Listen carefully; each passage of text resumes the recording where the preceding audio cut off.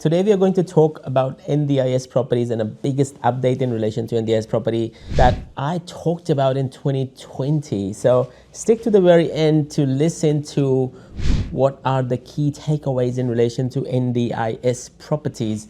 Now, for those who don't know me, my name is Mohsin Reza.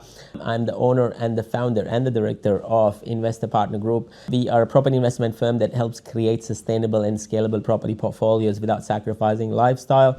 Let's talk about NDIS properties. So for people who've been listening and following me for quite some time, 2020, when there was a hype created around NDIS properties, there was a video, and this is the video. Let's watch that video first and then come back and listen to this. Banks have a lot of issues with NDIS properties. And why do banks have issues? Well, banks think of this as a non-commercial properties predominantly because, say for example, if you have issues, repaying the bank cannot repossess the house and sell it because, there are tenants living in there. It's a brand problem for them, it's a reputational problem for them. And what you have done basically with yourself is that you have used all of your capital and blocked a decent amount of capital into getting a yield which you can get much more better yield and returns out of small scale developments or buy and hold strategies. So you're blocking a lot of your serviceability because banks hate these properties sitting in your portfolio. There are only a couple of banks who would, or lenders right now, who would finance some of these properties. So you're blocking your serviceability from that perspective as well.